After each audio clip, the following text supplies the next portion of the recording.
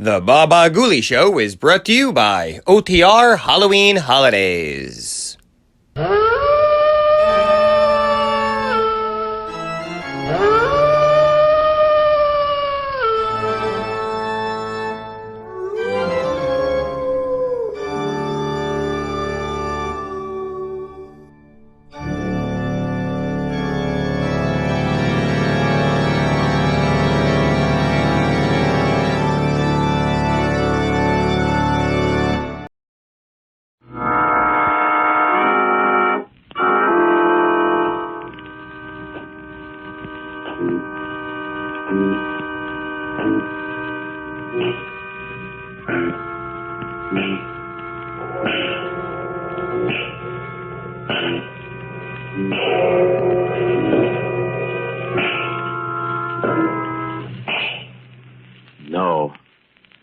No, stay where you are. Do not break the stillness of this moment. For this is a time of mystery.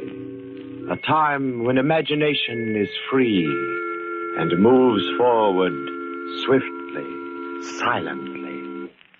This is the haunting hour.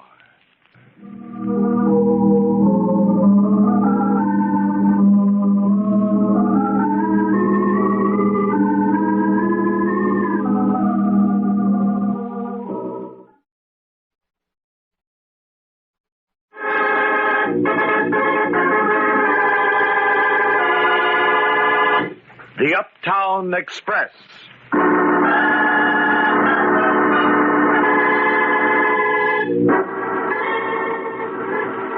That night didn't begin any differently from any other night. At least it doesn't seem to me that it did. I left work the same as usual, and I hurried because I was late and we were having supper early again so my brother Sid could get to law school on time. I walked down to Broadway and 42nd Street and into the Uptown subway, just the way I always did. I got on, pushed my way in with the crowd. There was an empty seat, and I took it. A girl in front of me was hanging onto the strap. In the other hand, she held the evening paper. I remember looking at it and reading the weather forecast. Fair and somewhat milder, it said. And I thought, tomorrow I can wear my light coat. I was tired. I was awfully tired. I leaned my head back for a minute and closed my eyes. And then... Tired, baby? I sat bolt upright. I'll make you some coffee when we get home. That'll fix you up. What was he talking about? When we get home. I looked at him. There was something I was trying desperately to remember. But I couldn't. He was in his early 30s, dark and very good looking. But his eyes were hard and his lips were drawn back into a tight little smile. The hand clinging to my arm was large and powerful. The girl in front of me was still holding onto the strap with that paper clutched tightly in one hand. He leaned forward a little so he could see it better. Cloudy with probable thunder showers. Now, wouldn't you think we've had enough rain for 1 week? Rain? But the paper had said fair. Fair and somewhat milder.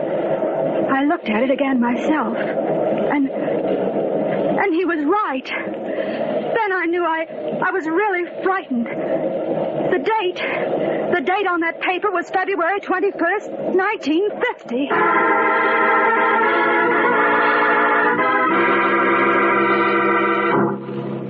Everything seemed to blur before my eyes for a minute, and I felt a little sick. I looked down and saw a wedding band on my left hand. A simple gold wedding band that hadn't been there 5 minutes before.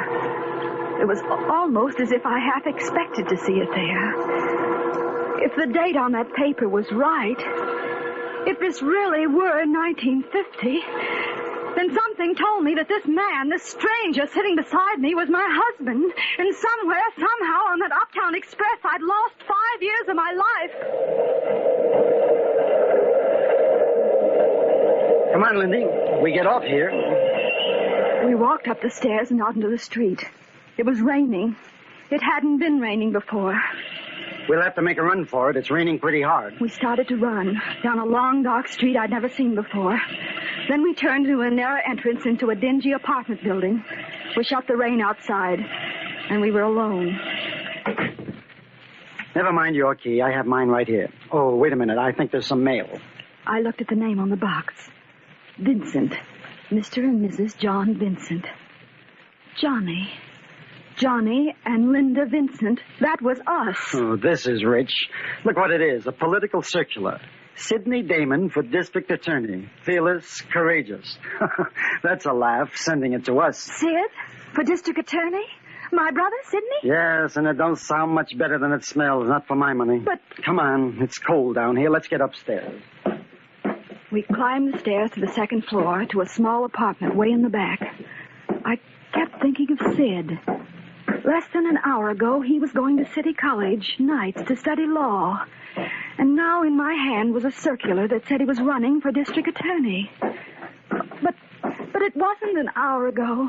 That was in 1945, 5 years ago. This was 1950. There.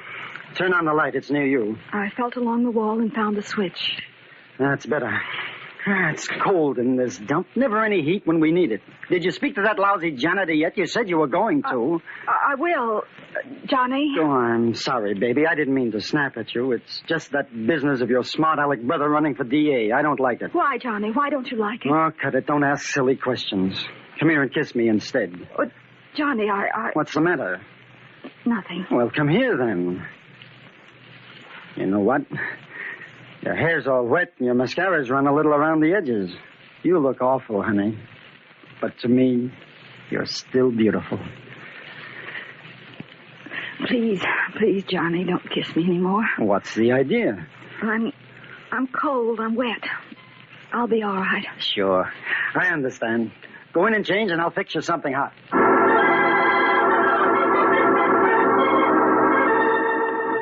I went into the bedroom. On the bureau was a picture of the two of us. Me, Linda Damon, and this man I'd never seen before. I picked it up. Across the front of it was written, Atlantic City, September 1946. I looked at it for a few minutes, then I put it back on the bureau and walked over to the closet. On one side were his clothes, and on the other, what I supposed were my things. I found a light blue house dress and changed into it quickly. It fit perfectly. Ready, Lindy? Come and get it. In a minute. Here. Oh, thanks. Aren't you going to put on some dry clothes? No, I'm okay. I'll hold out your cup. And one for me. Well, what do we drink to? Even if it's only coffee, we have to drink to something. Well, what we always drink to, Johnny. All right, darling. You want to make the toast, or shall I? You make it. Here goes, then. To our house. The one with the front porch, the backyard, and the attic. Okay? Okay. Do you think we'll ever have it? Have what, Johnny? That house. All my life I remember living in little box flats with walls so paper thin you could hear the guy next door yelling at his old lady, or her nagging at him. Just as if there weren't enough of that stuff in your own place. And the hallways always full with dirty little kids with their faces needing washing and their eyes too old for the rest of them. And the garbage in big, ugly cans in front of the buildings when it was so hot you could hardly breathe. Johnny. I guess maybe you don't understand. Is that why you want the house, Johnny? Sure. Imagine, Lindy, a house. Not a flat, not a couple of caged-in little rooms, but a big house with a front porch and a backyard and an attic. All mine. All ours, Lindy. Oh, Lindy, do you love me? Oh, yes, Johnny. I do love you very much. Hey, what got me started? I did. I'm sorry. Oh, don't be. Don't ever be sorry for anything. Oh, it couldn't be bad if it comes from you because you're good, Lindy. I'm not, and I know it. Oh, look what I'm doing to you, making you live in a hole like this, not a decent dress to your name. I don't care, Johnny. Oh, but you'll see. It's going to be different. Maybe sooner than you expect. How would you like to move? Out into the country, to our house. Well, I wasn't going to tell you until everything was set, but here, start on this. Go out tomorrow and buy yourself some clothes. You know, real high-class stuff. Johnny, all that money. And plenty more where that came from. But I don't... I'll get it. Stay where you are. Yeah? What is it, Charlie? Who? Oh, he was. Well, what did he want? Yeah? Well, just lay low until I get in touch with you. I'll think of something. So long. Who was that? Just a friend of mine, business acquaintance. You wouldn't know him. Oh, I'm telling you, it was nothing important. I didn't say anything. Well, don't, and stop looking as though I just finished beating you. Don't shout, Johnny. Well, I didn't mean it, baby. My nerves are on edge, that's all. I wonder if it stopped raining. Did it? It let up a little, maybe. Not much. Why are you standing at the window? Are you expecting someone? What do you mean by that? Who should I be expecting? You've been talking to your brother, haven't you? You've been seeing him again. Johnny, you're hurting me. I told you to keep away from that family of yours, didn't I? If I'm not good enough for him, that's just too bad. Johnny, my arm. Tell me the truth. Have you seen Sid? What's he been telling you? It's a lie, but you believe me, don't you? I don't know what you're talking about. Please, Johnny, you're hurting me. Darling, forgive me. Oh, Lindy, you've got to promise me you'll stay with me, no matter what. What is it, Johnny? What have you done? I'm in an awful mess. I'm in deeper than I've ever been in my life. This time, I'm afraid. Will you tell me? Maybe I can help you. I'm your wife. Oh, I don't deserve you. I don't deserve ever to have met you. Johnny. What? Tell me. Tell me again how we met. I like to hear it. You're just like a little kid, aren't you? Just a funny little kid. Tell me. Okay. It was February 21st, 1945. 5 years ago. Yes? And there you were. And I saw you. Where, Johnny? On the subway. On the Uptown Express. What's the matter? Oh, nothing.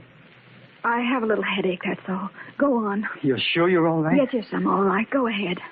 And I saw you and I said to myself, that brother is for me. Mm-hmm. Then I made up my mind I was going to meet you. And then what did you do? I said, pardon me, miss, am I on the right train for 86th Street? And what did I say? And you said, no, you'll have to change it to the local at 72nd.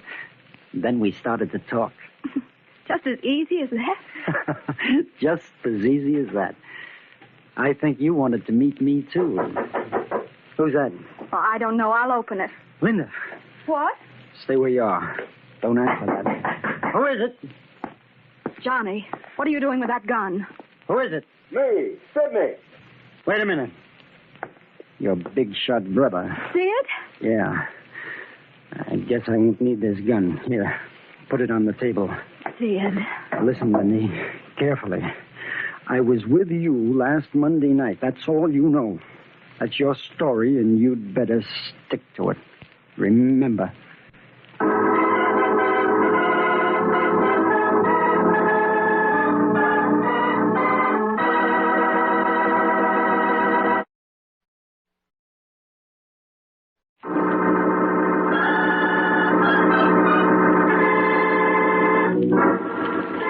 Life is filled with mystery, and it was a strange afternoon when Linda Damon boarded the Uptown Express. For without warning, time jumped ahead, and the newspaper datelines read February 21st, 1950. Then she heard the man sitting next to her say, Come on, Lindy, we get off here. He was her husband, and his name was Johnny. Mystified, afraid to question, Linda followed him home. Johnny spoke of how they had met 5 years before on the Uptown Express, and Linda listened. Then came a knock on the door. Johnny reached for his gun. The newcomer was Sid, Linda's brother, a candidate for the office of district attorney. Johnny turned to Linda and said, Listen, Linda, carefully. I was with you last Monday night, and that's all you know. That's your story, and you'd better stick to it. Remember. Yeah, just a minute. Hello, Linda. Sid. What do you want, Damon? It's so good to see you, Sid. How's Mom? You've got kind of a nerve asking that, haven't you? Oh, please, Sid, I don't understand. Forget it, baby. Let him speak his piece and get out. What's on your mind, Mr. District Attorney? You're a little premature, but thanks anyway. Come on into the living room, Sid. Here, let me take your coat. It's wet. Linda, he'll go into that living room over my dead body. Which is just the way I'd like it, Vincent. Why, you were... Johnny! Sid! What's the matter? What is it? Linda, haven't you had enough yet? Why don't you come home where you belong? Mom's worse. Every day since you left, she gets worse. Doesn't it mean anything to you that you're killing her? Mom? What are you trying to do? Wring blood out of her? Leave her alone. Don't you care, Linda? What's he done to you? Leave her alone. If that's what you came here to say, you said it. Now get out. That's not quite all, Vincent. No, well, spill it then. Last Monday night, a man by the name of Bucky Stevens was murdered. So what? Johnny, what's he trying to say? Be quiet, Lindy. Go on, big shot. What's it to me? That's just what I wondered, Vincent. Bucky'd been gambling, but I suppose you know the story. Sorry, I don't know nothing. No? Too bad you missed it. It's been on all the front pages, too. Maybe you just forgot, Vincent. I'll refresh your memory. Bucky'd been gambling heavily, and he won. He was pretty tight and made a lot of noise about it. Things like that get around fast. I don't like your story. Maybe it's just the way you tell it. Oh? I'm sorry. But don't worry, it gets better as it goes along. When Bucky left the club alone with that nice fat wallet, 3 men got into another car and followed him. Yeah? See, I told you it got better. Gets better still. They forced his car off the road, took his money, murdered him, and then threw his body in the river. Johnny. Then what? Then nothing. That's all there was to it. The 3 men escaped in their car, and the next morning, Earl Marino and his 2 henchmen were picked up and booked for the murder. The police thought they had a case. As a matter of fact, they still do. Thanks for the bedtime story. Are you through? In a minute. You see, Vincent, the police, the DA, everyone was convinced it was Marino and his gang. Everyone except me, that is. So? So I said to myself, I wonder where Johnny Vincent was Monday night. Johnny and those 2 playmates of his, Charlie Rossi and Joe Kagan. Just idle curiosity, you understand. Get to the point. You take too much time. Okay, I will. I did a little private investigating. And I've got proof that it was you and your pals. I've got enough proof to send the 3 of you to the electric chair. Sid, don't say that. Why, he couldn't have. Johnny couldn't have. Why won't you believe me, Linda? I tell you I can prove it. And I intend to. Tomorrow morning, I'm going to the DA with my evidence. And I'm giving you fair warning, it's packed solid. They'll spring Marino and pick you up, Vincent. And the charge will be murder. You think you're pretty smart, don't you? No. Just smarter than you, that's all. Well, don't think you can get away with this. I know I can. And if you do, it won't hurt the election any, will it, Damon? Brilliant young prosecuting attorney solves case single-handed. That'll look cute on campaign buttons. Not bad. But to tell you the truth, I wasn't thinking of that so much. I've been out to get you for a long time for what you've done to Lindy. And this is once you're not going to be able to talk your way out of it. And just what do you think you've gained by coming here? I want Linda to be home where she belongs tomorrow, when the police come to get you. Thanks for the warning. Oh, you can skip if you're dumb enough. See how far you'll get. By tomorrow night, every paper in the country will have your picture plastered all over the front page. Johnny's not going anywhere, Sid, and neither am I. He'll stay here and stand trial if he has to, and I'll stand by him. Johnny was with me last Monday night. Linda, you don't know what you're saying. Don't I? Well, I'm sorry, but I don't believe you, Sid. Johnny couldn't have murdered anybody. Nothing I can say will make you change your mind. No, nothing. Please go, will you? Sure. Sorry I bothered you. When you need us, we'll still be waiting for you to come home. So long, Vincent. See you in court. Oh, Johnny, my own brother. How could he? Thanks for trying anyway, baby. But this time he means business.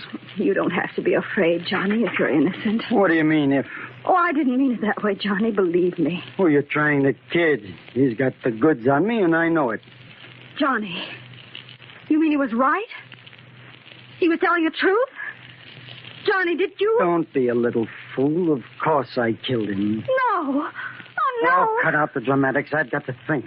There must be something. You murdered him and threw his body in the river? And where do you think that money came from? Use your head. But murder? Johnny! I couldn't help it. He put up a fight, and we had to let him have it. I didn't want to kill him. There was nothing else I could do. You know I wouldn't have killed him if I didn't have to. Don't you, Lindy?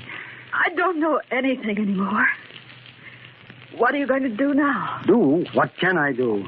He made this investigation on his own. That's what he said, didn't he? Well, yes, but I... Then he probably hasn't told anyone yet. No one knows but him. At last, or at least that's the chance I've got to take. I can't be any worse off than I am now. What are you talking about? He'll never live to turn in that evidence. I'll see to that. Johnny! I'll get Charlie and Joe, and we'll make sure he doesn't... No! No, you can't do that to Sid. I won't let you. Me or him, Lindy. I don't have to think twice to decide which one I'd rather have it be. No. Put down that phone. Please, Johnny. Hello. Mike? Let me speak to Charlie, will you? Is he there? Good. I said to hang up, Johnny. And I meant it. Lindy, put that gun back on the table. I said to hang up. You won't shoot. Put it down like a good girl. Hello, that you, Charlie? Something's come up. I want you to get Joe and help me on the job. Yeah, right away. I'm warning you, Johnny. Meet me as soon as you can, over. Meet me at... Oh. Johnny! Oh, Johnny! I really didn't think you'd shoot me, Lindy. I had to. I couldn't help it. You know, you've got a lot of spunk for a little thing. Oh, Johnny, I'm sorry. I thought I told you not to be sorry for anything. Ever. I told you anything you did would be all right, and I meant it. No. It wouldn't have ended good, no matter what. I'd just as soon have it this way. Honest, baby. But it wasn't all bad, was it? Some of it was fun. Tell me it was. Yes, Johnny. Some of it was wonderful. You know what? What? I guess maybe I never was meant to have a house with a front porch, a backyard, and Johnny!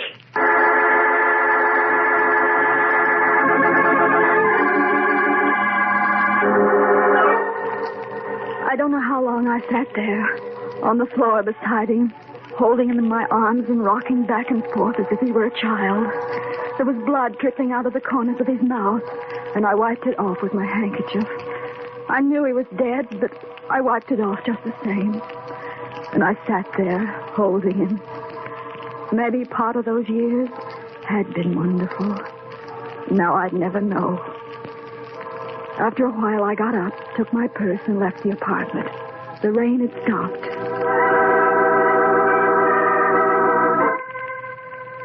I started to walk, found myself running instead, running down that narrow little street. I didn't know where I was going. I just ran. The subway station was at the corner, and I went into that. I thought maybe I'd try and find my way home again, back to Mom and Sid. Then I'd be all right. I tried not to think of Johnny. Johnny lying dead where I'd left him in a little pool of blood. I dropped a nickel in the slot, and a minute later the train came roaring out of the tunnel. I'm sure I didn't know what I was doing. I just got on and sat down. The car was almost empty. I was tired. Tired all over. I leaned back and closed my eyes.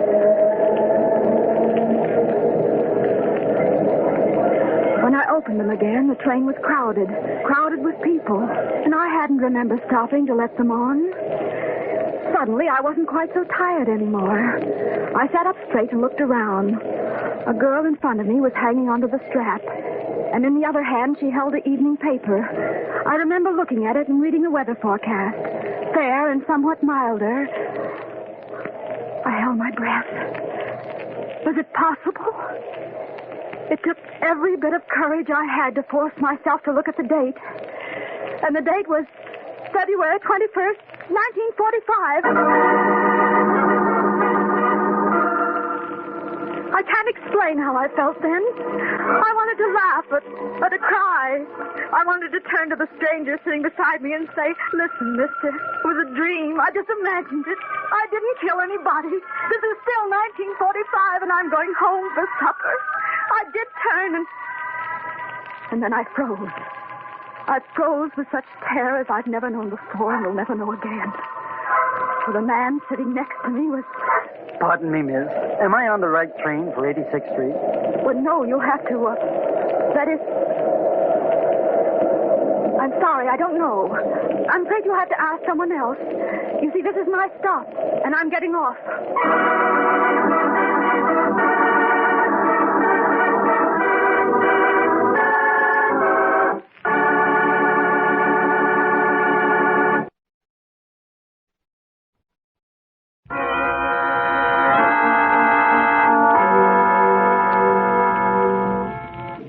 From shadows and stillness, mystery weaves a spell of strangest fascination, charging the mind with doubts and fears. For mystery is a strange companion, a living memory in the haunting hour.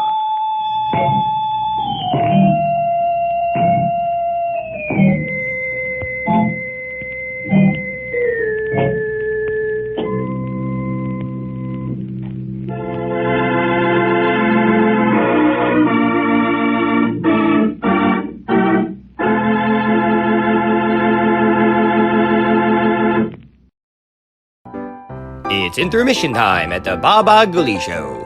Time to refresh yourself and visit our snack bar. Got a yen for some hot popcorn? How's about your favorite soft drinks, which are sparkling cold? And there's all kinds of candy to tempt you. It's radio time, folks. Enjoy the rest of the program. Hope you're enjoying today's radio program. When it's done, be sure to check out our channel over at Watchwaddle. Enjoy some tunes with a nice cold soda. Grab a Coke, cup or bottle. Don't forget to Watchwaddle.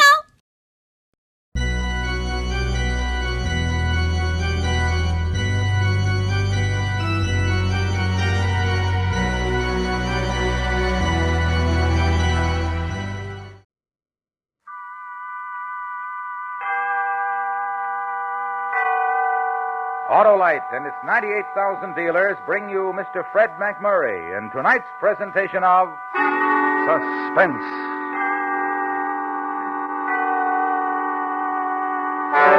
Tonight, Autolite presents the story about a man who dreamed of someday having all the money he would ever need, and one day found a way to make his dream come true.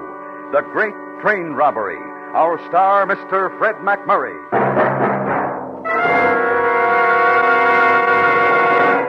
Well, Harlow, the team is all set for the season. Always have. That great Autolite electrical system in your car is designed as a team and works as a team.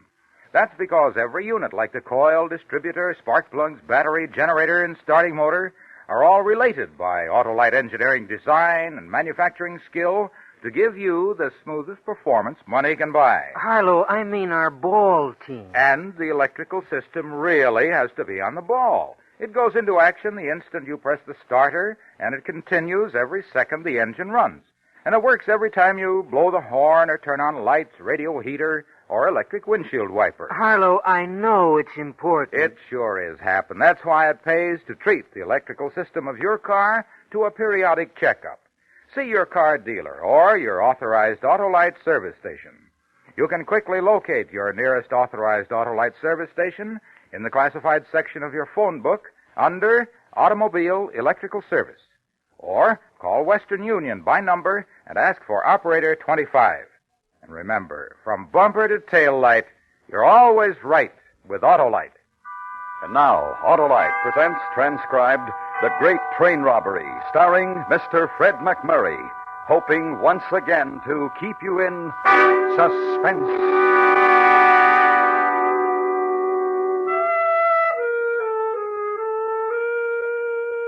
My name is Walter Beaumont.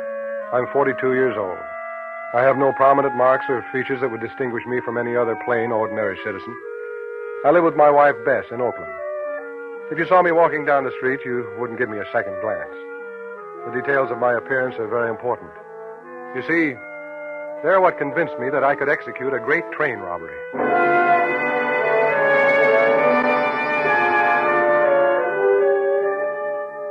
Bess and I have been married for 16 long and uneventful years. The year before we were married, I went to work for a toy manufacturing firm. I've been down there ever since and am now making $62 a week. 16 years ago, I had a lot of dreams and some ambition. But the necessities and responsibilities of our everyday living have cost me most of those dreams and what little ambition I had. Walter, did you remember to pay the rent? Yes, Bess. Installment on the washing machine? Uh-huh. What about the payment on the car and the box spring and mattress? Those two, Bess. Oh, wished we had a little money left over. At least enough to buy you a new white shirt. I've already turned the collars on the only 3 you own. Well, maybe we can get you one next month, if we're lucky. If we're lucky. For 16 years, it's been the same thing, over and over again.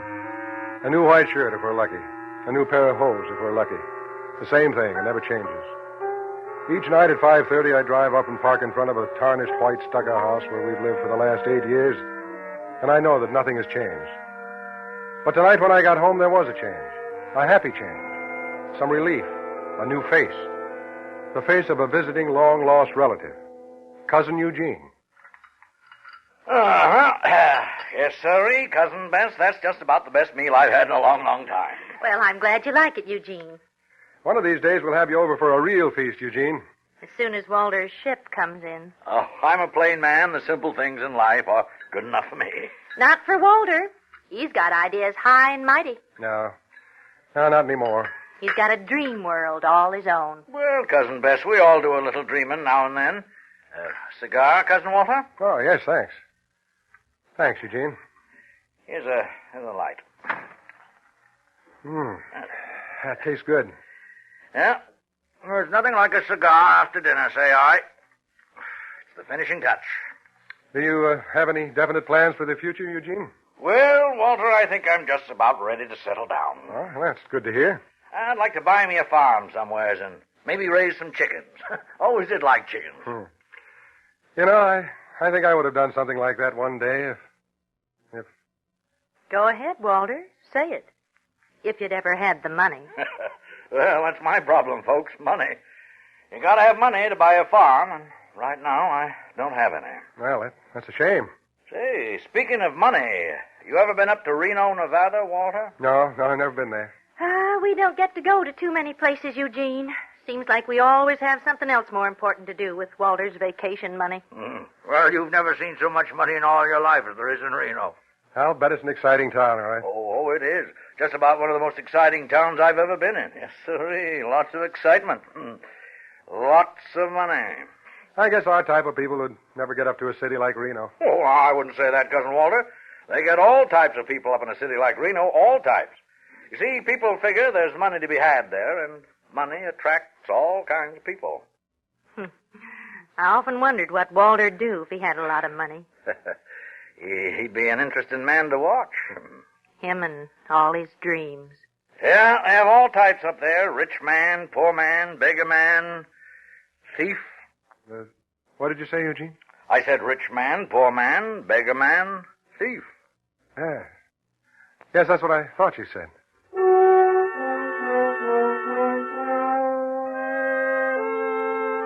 And then Cousin Eugene gave me one of those long, lingering, meaningful looks. Then he leaned back in his chair, smiled, inhaled deeply on his cigar, blew the smoke out in a thin stream and watched it as it fanned up toward the ceiling. Eugene had made some kind of a decision, and it concerned me. It concerned me very much.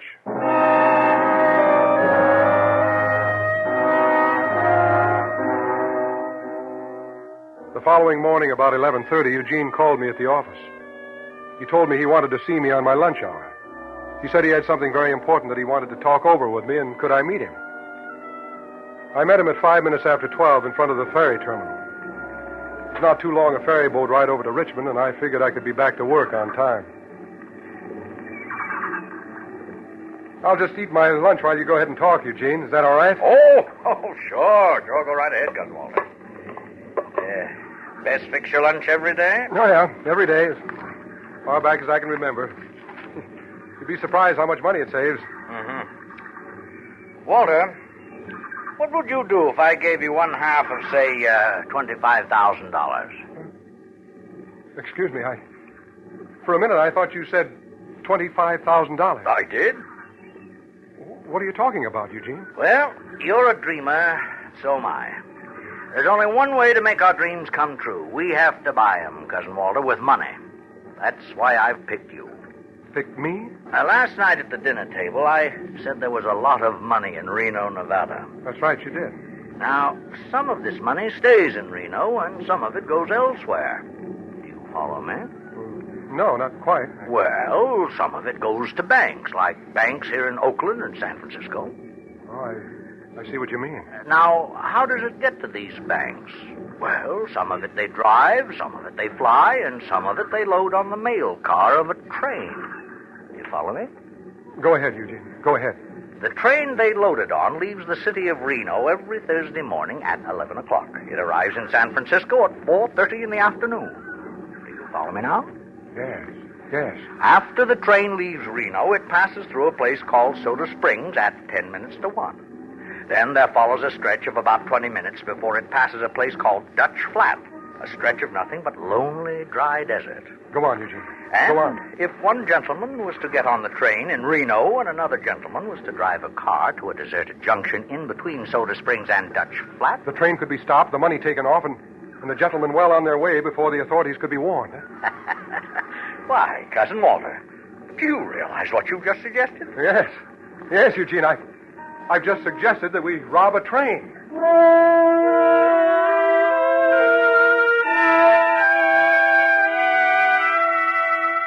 The ferry boat pulled into the Richmond landing and Eugene got off. As he stepped down the gangplank, he turned around, smiled, and waved at me and disappeared into the crowd. The following day at work, I had a hard time trying to concentrate on a new shipment of toy atomic tanks we'd gotten in. And right after lunch, the phone on my desk began to ring. I let it ring a couple of times. I was almost afraid to pick it up. Afraid that it might not be Eugene. Hello? Hello, Cousin Walter? Yes. Done much thinking about that matter we discussed? Yes, I have. But, Eugene, I was thinking, how can just the two of us... Oh, it's very simple. I've worked for weeks on this plan, and you must have complete faith in me. Oh, I do, Eugene, I do. But what about Bess? How will I explain it to her? Oh, now you just leave that to me. Yes, but eventually I'm going to... Eventually you can tell her. And, Cousin Walter... Yes? What's more, I know she'll understand.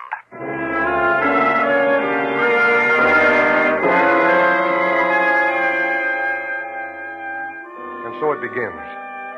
It's the kind of a thrill that comes once in a lifetime. When I was just a small boy, I had play-acted it out many times, but now it was a reality.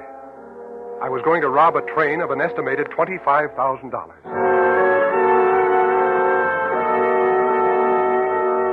We decided on a date. The robbery would take place 2 weeks from the following Thursday. That would give us ample time to prepare everything. And every day on my lunch hour, we would go over our plans, step by step. Now, the baggage car is in between the regular car and the mail car. There are 2 guards in the mail car, 1 man in the baggage car. Now, once we get past the man in the baggage car, our problem is solved. But timing is the most important thing, Cousin Walter. Absolutely. I realize that, Eugene. It must be timed to the split second. As you see, it takes 10 minutes to get to the junction where the man in the automobile should be waiting. 10 minutes, right. The emergency cord should be pulled about 30 seconds before the junction is reached. No sense to upset the passengers. Uh-huh. Now, what about your job, Cousin Walter? Will they let you take a week off? Oh, I'm sure they will. Sure, they'll let me off. But I'm still worried about Bess, Eugene. Oh, now don't you worry about her. I'll talk to Bess. You just leave it to me. I'll talk to her.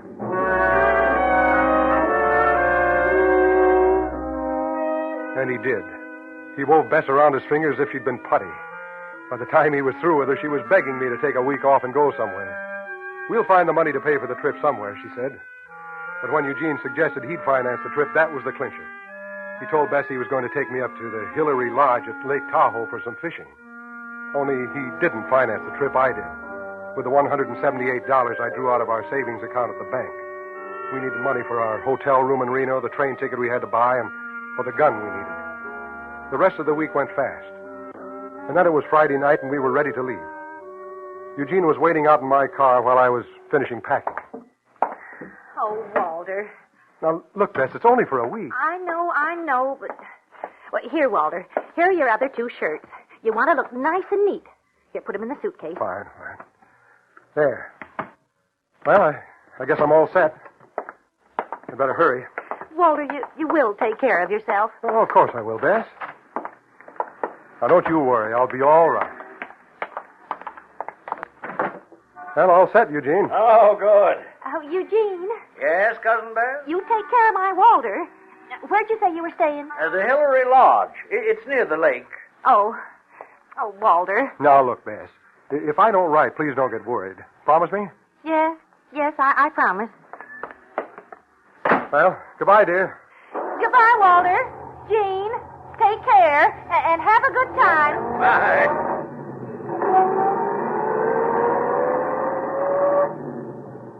Well, we're on our way, Eugene. Yep. You know, the next time I drive down this street, I'll be a rich man. Yep. People like Bess are wrong, Eugene. Wrong? Yeah. Who says dreams don't come true?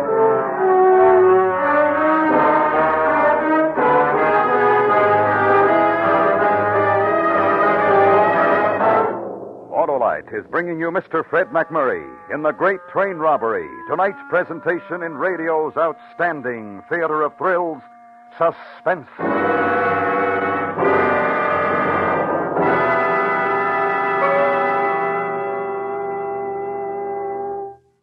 Say, Hap, talking about the first 2-unit 6-volt automotive electrical system used as original equipment. Talking about what? Why, about the forerunner of today's modern and precision-made automotive electrical system. Oh. Why, everyone knows Autolite engineers developed it 42 years ago. Well, let's talk about baseball, Harlow. The season's underway. Just like players on a winning ball team, every unit of the Autolite electrical system has to work with every other unit of the system to give you the smooth, economical performance you just normally expect from a car. That goes for the coil, distributor, starting motor, generator, battery, spark plugs, voltage regulator, and their thousands of component parts. You're talking about teamwork, eh, Harlow? I sure am, Hap, because every unit of the Autolite electrical system is related by Autolite engineering design and manufacturing skill to give you the smoothest performance money can buy. So when your Autolite-equipped car needs replacements, insist on the best Autolite original service parts. And remember, from bumper to tail light, you're always right with Autolite. And now, Autolite brings back to our Hollywood soundstage Mr. Fred McMurray in Elliot Lewis's production of The Great Train Robbery, a tale well calculated to keep you in suspense.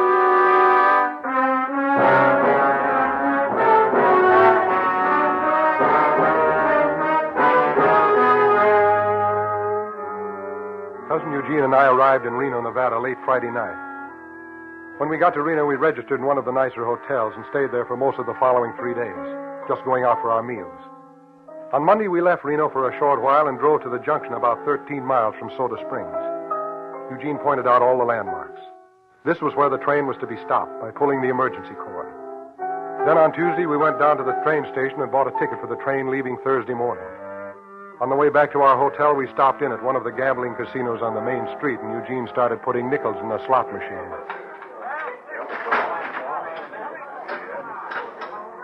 Hey, Eugene, I surely hope you don't throw away your share of the money on things like this. No need to worry about that, Cousin Walter. I'm for chickens. Well, day after tomorrow is the day. Yeah, day after tomorrow.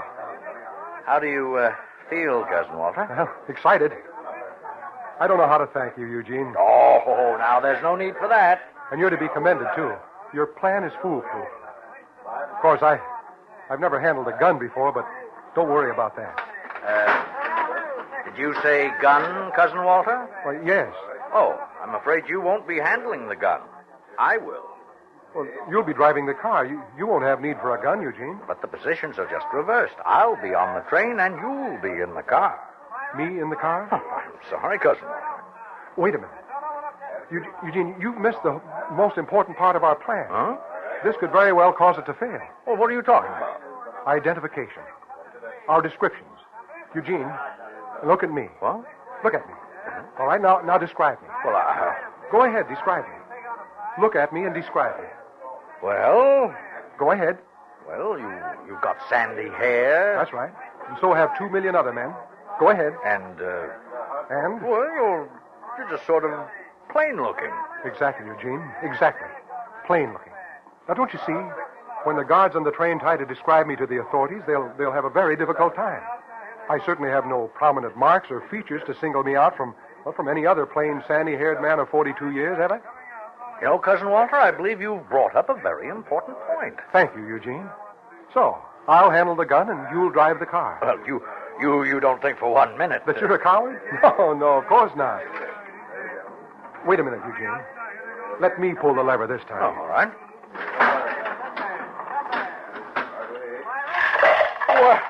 What do you know about that? You see, Cousin Eugene? We hit the jackpot. Our luck's already begun.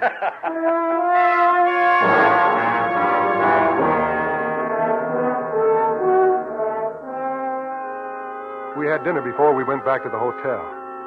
When we got back, Cousin Eugene drew out a diagram and we went over the plans again. All I was to take from the mail car was one money bag. Eugene figured that each bag ought to contain about $25,000. And with one half of that, he figured he could start a pretty good-sized chicken farm.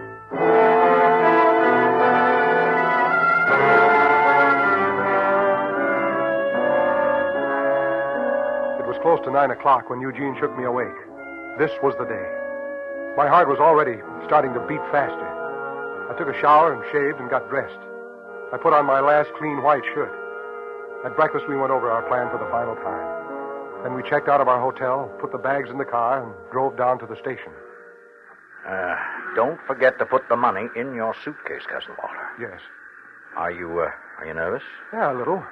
Don't fire the gun, whatever you do. We don't want anyone to get hurt. Yes, I understand. Good. Now, remember, you've only got 10 minutes to get back to the mail car and get the money. 10 minutes, that isn't very long. Be sure and keep your eye on your watch. I will. Keep my eye on my watch. Good. Well, it's time. Yes, it's time. Yes. I'd better get on. Good luck, Cousin Walter. Thank you, Eugene. Thank you.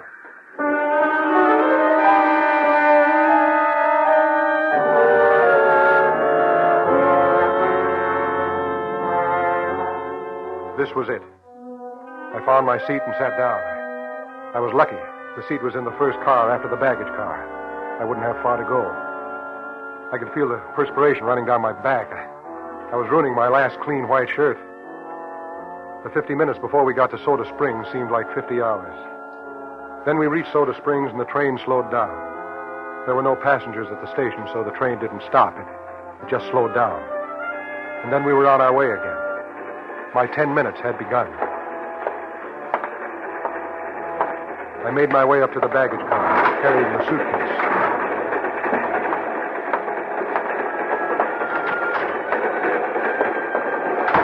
The baggage man was reading a newspaper. Yes, sir. What can I do for you? I'd like to check this suitcase. Ah, forgot to at the station, huh? All right, hand it over here. I'll give you a baggage check. Thank you.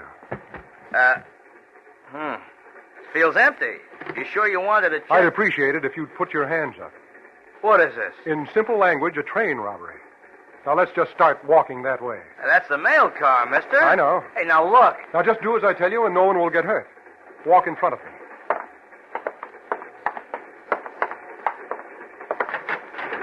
Now, knock and yell for the guards to open the door to the mail car. They won't open it for me. Oh, yes, I think they will. Now, knock. Okay, mister. It's your funeral. Hey, Red, open up. It's Harold. What do you want, Harold? There's nothing... Pardon me, but would you put up your hands? What are you talking about? You'll force me to shoot this man. I wouldn't want to do that. What is this? A train robbery. Now, I'd appreciate it very much if you gentlemen would back up against that wall. That's it. Thank you. I'll just remove these guns from your holsters. I dislike bloodshed. And I'm afraid you gentlemen might be tempted. There we are. Now, let's see. Oh, yes. Here they are. You're making a big mistake, mister. You sound just like my wife. Now, let's see. Cousin said take just one bag. Now, there's so many. I think I'll take two. One apiece. I might as well. 1, 2.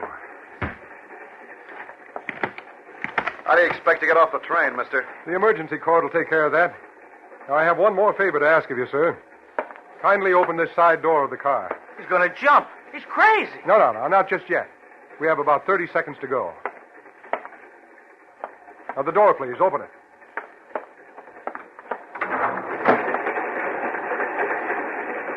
15 seconds. 10 seconds.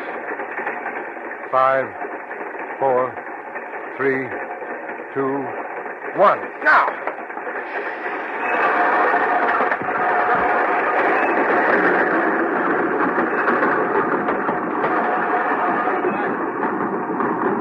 All right, now remain standing in that corner, both of you.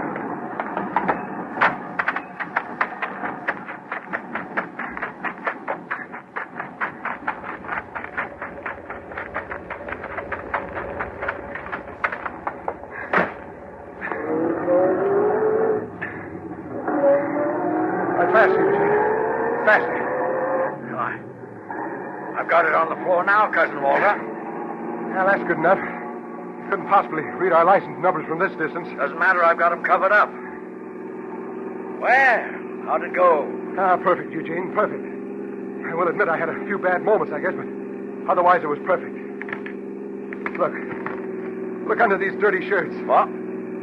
Well, you took 2 bags. But I told you only to take 1. Yeah, I know, but I figured it'd be easier dividing it with 2 bags.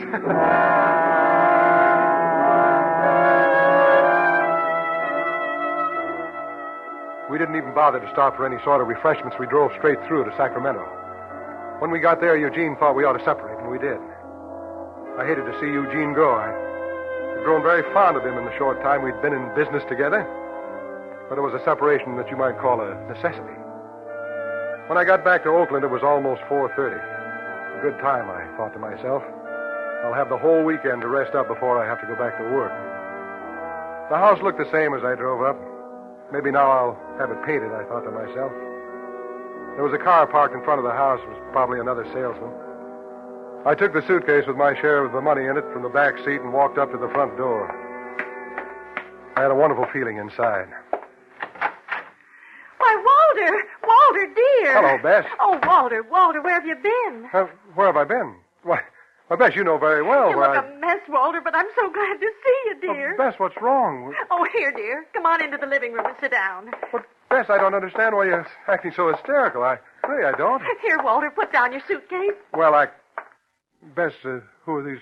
Oh, these gentlemen are from the police station, Walter. The police station? Oh.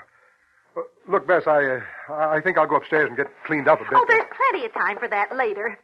Well, Bess, Now, you just tell me where you've been. Yes, your wife has been worried about you. Oh, well, look, Bess, I couldn't... Yesterday I read in the paper where 2 men had been drowned at Lake Tahoe. They didn't know who they were. When I tried calling the Hillary Lodge, they told me you and Eugene weren't even registered there. Oh, I see. And I just got worried sick. So I called the police station. Oh, Walter, put down that suitcase and tell us what happened. Well, later, Bess, later. Oh, look at you, Walter. Your clothes all wrinkled, dirty shirt. Oh, you look a mess. Well, Bess, I'm sorry you're worried about me like you did. Well, I'm glad you're home. You won't be getting out of my sight again for a long time, I tell you that. Mrs. Beaumont, we're very happy that your husband arrived home safely. Oh, yes, I am too, officer. But look at the condition he's arrived in. Oh, I'll bet he doesn't even have a clean shirt for work Monday morning. Here, Walter, give me that suitcase. No, wait, Bess. Give it to me. I'll just get your dirty shirts out of this suitcase and get them in the washer. Well, I guess you won't be needing us anymore, Mrs. Beaumont. Bess, please. Please, Bess, don't open the suitcase. Bess, please.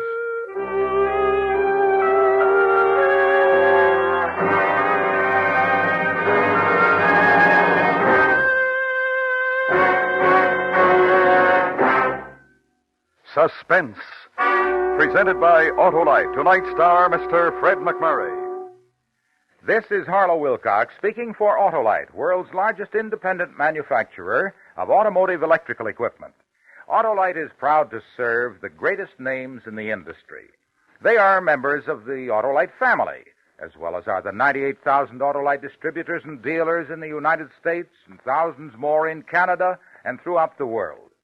Our family also includes the nearly 30,000 men and women in 28 great Autolite plants from coast to coast and Autolite plants in many foreign countries, as well as the 18,000 people who have invested a portion of their savings in Autolite.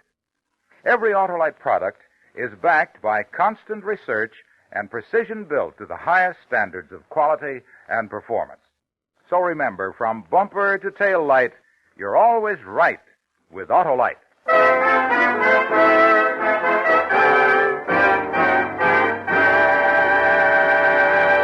Next week, the story about a man who committed a murder and got away with it for quite a while.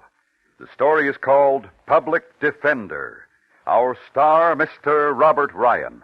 That's next week on Suspense. Suspense is produced by Elliot Lewis and was directed tonight by Norman MacDonald. Music was composed by Lucian Morwick and conducted by Lud Gluskin. Portions of the program were transcribed.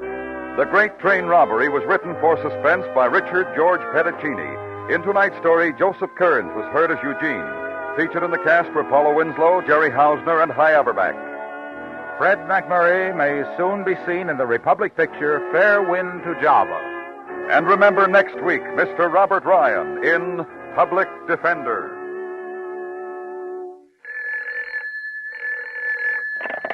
You can buy Autolite electrical parts, Autolite Stay-Full batteries, and Autolite resistor or standard type spark plugs at your neighborhood Autolite dealers. Switch to Autolite. Good night. We thank the readers of Radio and TV Mirror magazine for again voting Suspense their favorite radio mystery program. You may read about the award in Radio and TV Mirror, now on the newsstands. This is the CBS Radio Network.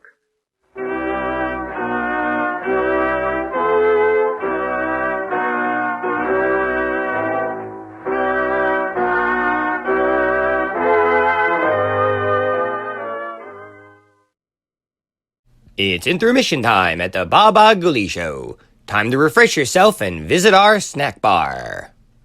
Let's go out to the lobby. Let's go out to the lobby. Let's go out to the lobby and have ourselves a treat. Candy. It's radio time, folks. Enjoy the rest of the program. This week, guest quacking on the Baba Ghoulie Show, Waddle the Duck. And here's Waddle. Hey folks, Waddle from Watchwaddle here. Hope you're enjoying today's radio program. And if you're considering getting a new radio to listen to them, why not get one with the newest innovation, the 4-speed record player? Because available now is our newest hits from Watchwaddle Production. Check out me and the gang and our hilarious, zany, and crazy tunes, filled with spoofs, gags, and jokes. Available in our playlist collection. Check them out for some cheap laughs and running gags. Whoa. And when we say running gags, we ain't kidding, brother. Screwy Forest's Watchwaddle cartoons. Available on Channel Watchwaddle. The Baba Ghoulie Show is brought to you by OTR Halloween Holidays.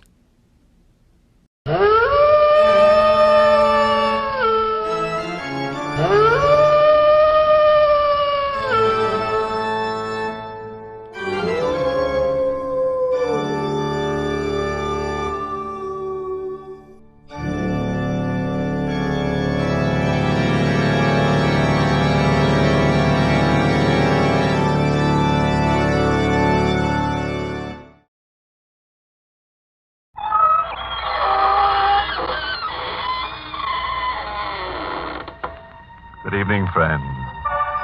This is your host to welcome you through the creaking door into the Inner Sanctum. Come in. Fell over a word this morning while cleaning the ghosts out of the attic. Longevity. Means living on and on without a stop.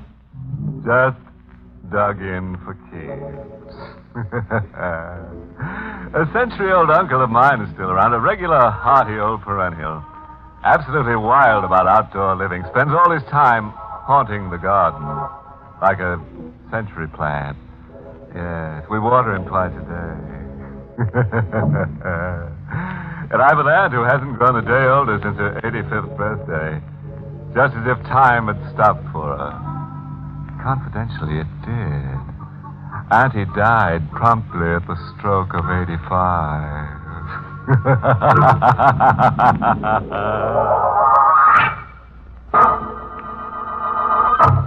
Tonight's Inner Sanctum mystery, Murder Comes to Life, was written by John Robert and stars Charles Irving in the role of Jean, with Santos Ortega as Sorrowful. And now for our weekly dizzy spell. We're aboard a ship, the SS Monterey, entering San Francisco Harbor. A lone deckhand leans over the rail, brooding into the fog. He tenses suddenly, as if keying his ears and mind to a sound in the sea. Jean LeBlanc. Jean LeBlanc. The seaman shakes his head as if the name glances off him meaninglessly. He moves a hand across his face, as if removing mists that cloud his vision, as if desperately anxious to accept the identity Jean LeBlanc as his own. Jean LeBlanc.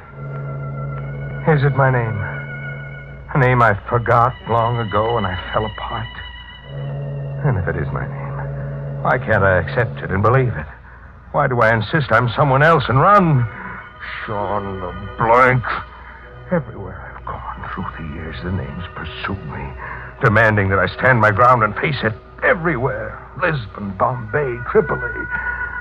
And the last time in a bar, in an island port where forgotten men drift to forget.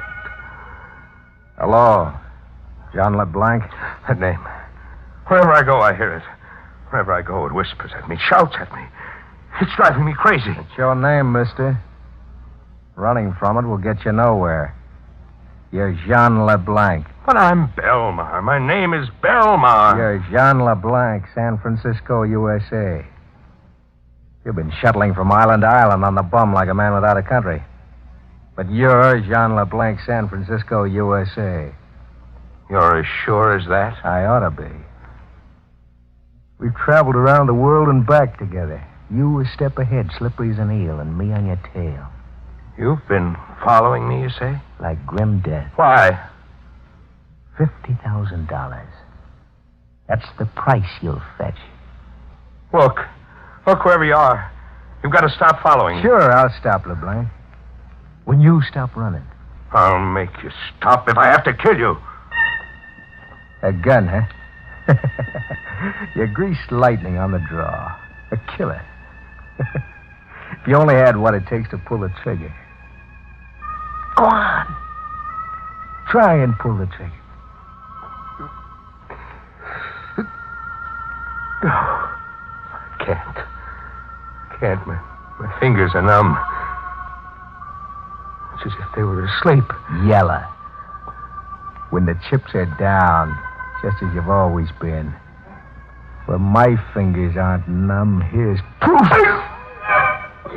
There was an iron bar crashing against my skull. A hole opened in the earth, and I plunged through it.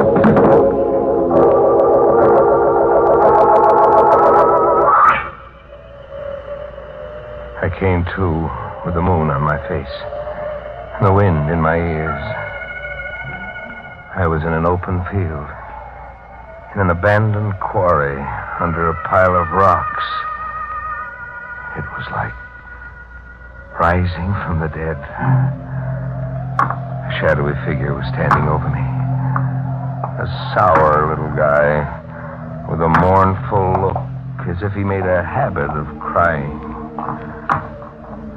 I watched him remove the rocks covering me, one by one, and toss them into a pile. I'll have you out of there in a jiffy.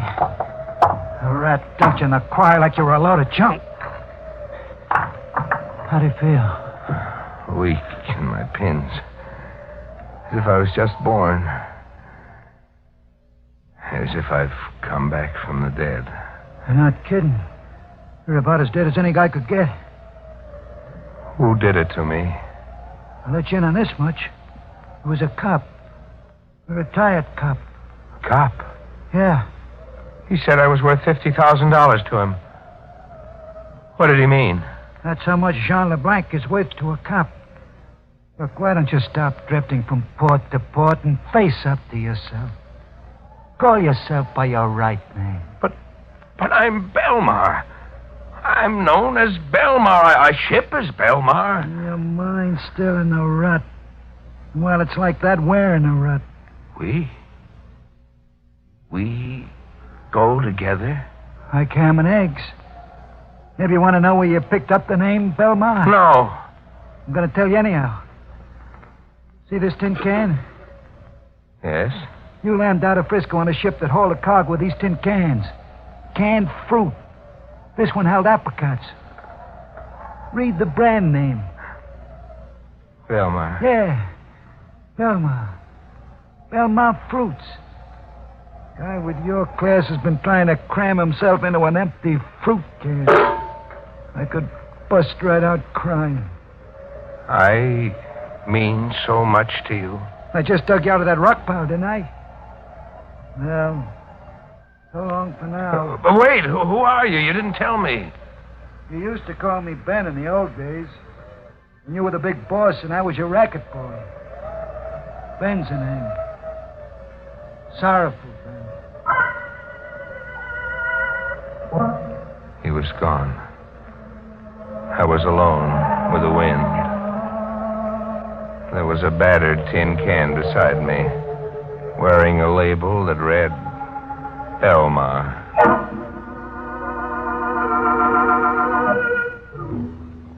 I went back to the club I'd blanked out in. There were questions I wanted answered. Want something, mister? What? You? Yes, me. Surprised? You were killed in here last night. Sure. But here I am, my own ghost. Yeah, I'm thin air. Reach out and feel. Go on, Popeye, feel. What, you were deader than a doornail. Oh, let's quit horsing around and get down to cases.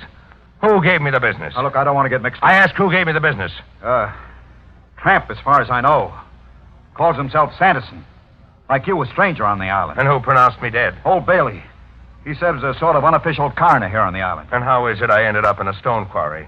And how come the island police weren't notified of my murder? Nobody goes to the police on this island.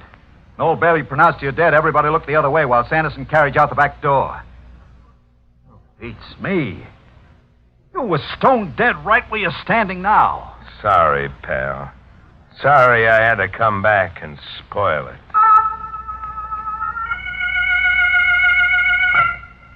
I went looking for old Bailey, the coroner. I wanted to know why an unconscious man qualified with him as a corpse ready for immediate burial.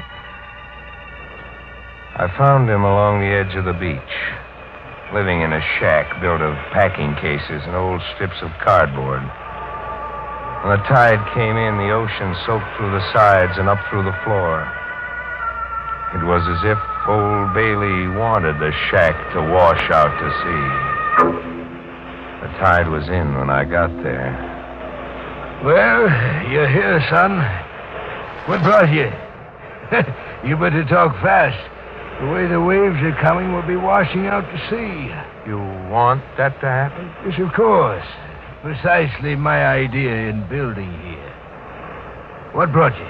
You're not surprised to see me? Why should I be? You pronounced me dead last night.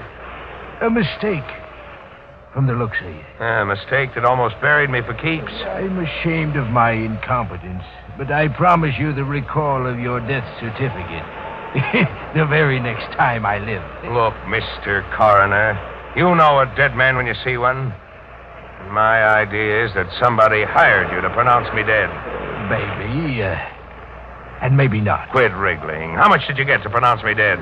Barely enough to free myself of debt. I asked how much? A paltry $50. Who from? Who wanted my death certificate, and why? Now you're asking an old sinner to play informer. I'm not asking, Bailey. You're demanding. On pain of death. You overestimate the price I put on my life. We'll see. We'll see if we can push the price up. You lose. Who bought that death certificate from you? The harder you squeeze, the lower the price goes. You're losing, LeBlanc. The storm's beating you.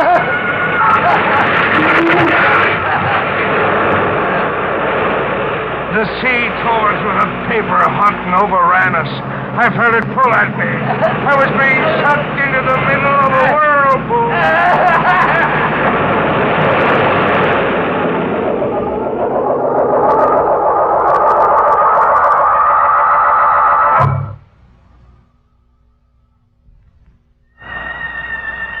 I came to, lying face up on the beach. storm was over. The tide was out. Old Bailey was gone. And his paper hut, too. I could see the wreckage way in the distance, riding the ocean swell. I was half dead, but alive. A miracle. I gotta keep you alive and going, boss. Well, it happened. I'm to blame for the condition you're in. You're to blame? How? It was me who beat you over the head and sent your mind wandering. You really want to know about it? Yes. It was your last day in Frisco. The cops were around our hideout, setting up machine guns, tossing tear gas bombs, all ready to close in for the pinch. The only way out was to shoot our way out. And? You can't remember anything by yourself, huh? No. No, I try, but something gets in my way. It's all a jumble in my mind. I was the only one doing any shooting on our side. You were blowing your top, screaming like a crazy man. Gunfight. Guns always gave you the willies. I slugged you to shut you up. Later I got you out and smuggled the two of us aboard a ship. It was a freighter carrying fruit cans with the name Belmar on them. And blank. Strictly getaway. Not call it quits. Just get away and lay low. But you blanked out. Powerful. Yeah? Tell me, what was your Jean LeBlanc like before he began to scream that last day in Frisco? Oh, top man of the world. You had the world in your vest pocket, boss. You were the Jesse James I read about as a kid, only better. The stuff you pulled at Frisco on its ear. What sort of stuff? Banks, museums, mail trucks. Just theft? No murder? Murder was the rub. Like I said, guns gave you the willies. That last day in Frisco, police had our hideout surrounded, you said. How did they get that close? That's a question I was waiting for you to get around to. They were tipped off by a stewed pigeon named Queenie Simpson. The job you muffed on Queenie still needs to be done if you ever want to go home.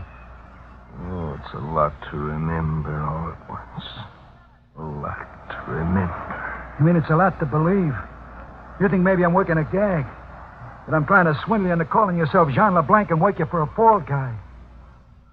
Okay. We'll find things out your own way.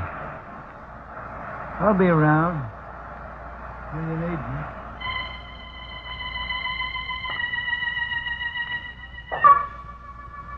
So, I went about finding things out my own way.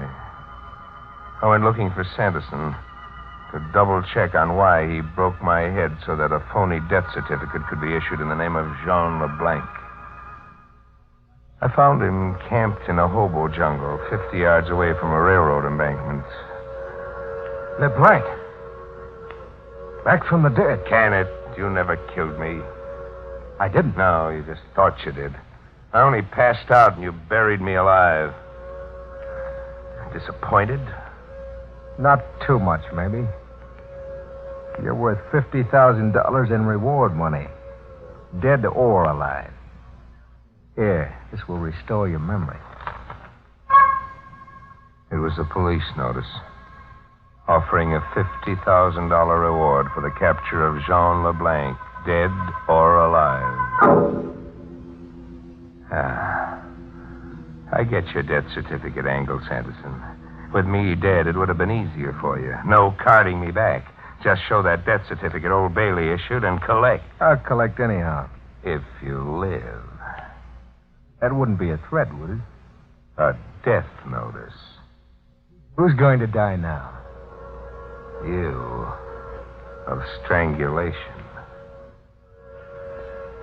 I don't worry you, huh? Not a bit. I told you last night you weren't the killer type. You threaten, then you run. Yeah, but I've changed, Sanderson. I've stopped running, thanks to you. Thanks to me. Yeah, you opened my head last night and the fears ran out. I face crazy. up to myself now. I don't cry baby anymore. I'm not the killer type, but I'm going to kill you and laugh until I blow a fuse. I had the strength of 100 men in my hands. My fingers were steel claws. Sanderson didn't have a chance. In the struggle, the black patch he wore over one eye slipped. I was staring into an empty eye socket, looking for the last glimpse of myself that would finally stitch broken fragments together into a single piece. Who was I really, and what was I all about? I saw nothing in that empty eye socket.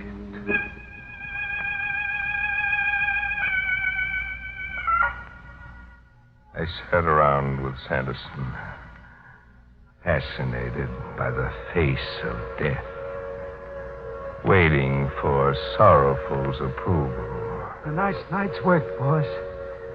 What did you kill him with? My bare hands. I strangled him with my bare hands. He's dead, all right. That takes care of job number 1. Job number 2 is Queenie Simpson. Nobody else. This time, with a gun. Sure, with a gun this time. Where do I find Queenie Simpson? Where she's always been. The Wonderland Arcade. She works a shooting gallery there, the way she always has. Kill her and you've got the cops up a tree. She's her only witness against you. Kill her and you're the racket king of Frisco again, with the town eating out of your hand. San Francisco. It's been a long way around getting home, Sorrowful.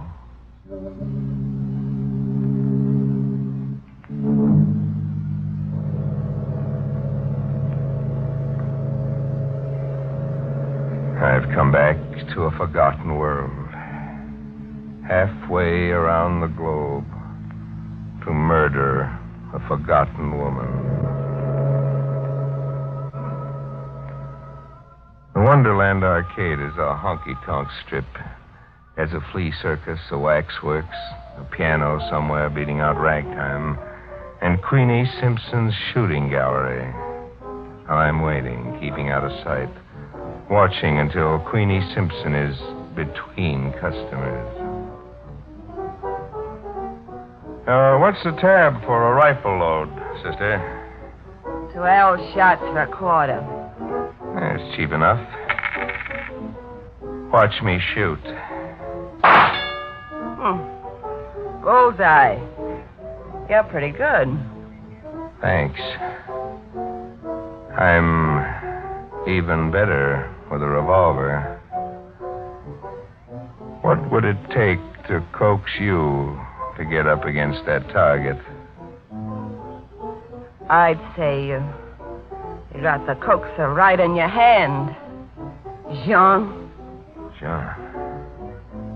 Jean who? Jean LeBlanc. I've been expecting you to call sometime. You're sure I'm Jean LeBlanc? Must be Jean LeBlanc.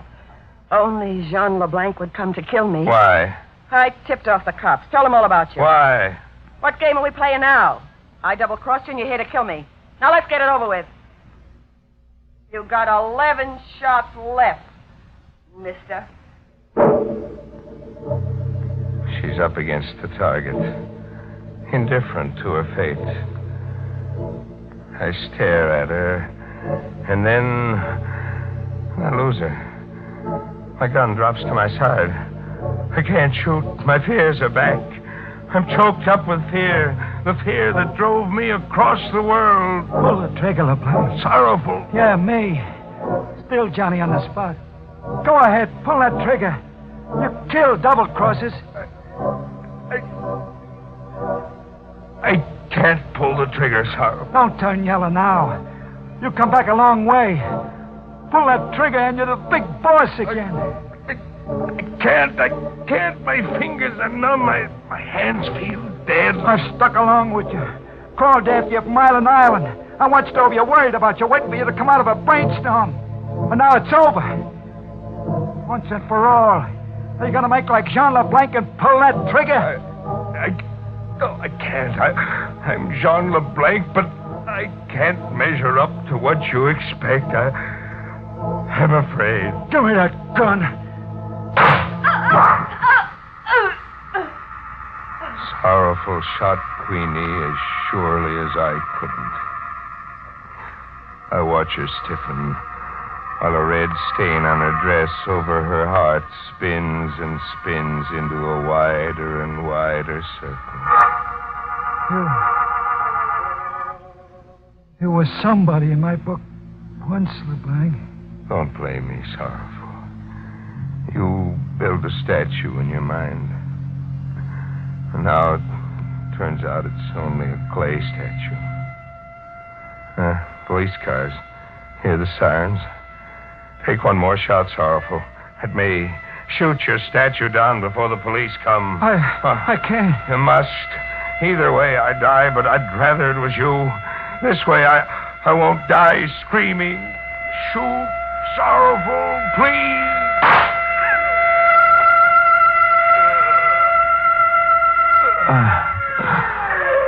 I'm on the ground, staring up at Sorrowful, staring at the uniformed police around him. I see a tear in the corner of his eye, as if he's going on a crying jag he'll never come out of. Poor Sorrowful, shaking his head, bewildered. He still can't get it through his head that the statue he built of Jean LeBlanc never resembled the man, even a little bit.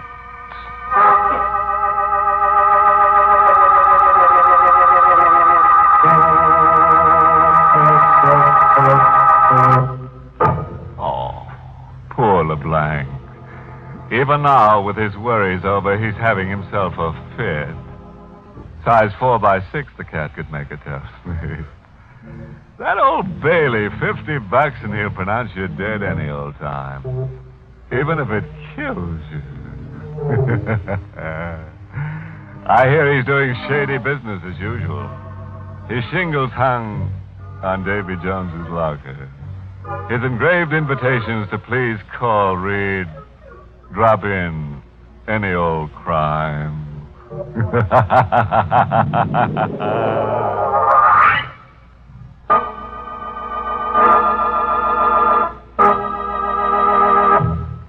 Inner Sanctum is heard each week in the United States over CBS, the Columbia Broadcasting System, and has been rebroadcast for servicemen and women overseas through the facilities of the United States Armed Forces Radio Service, the voice of information and education.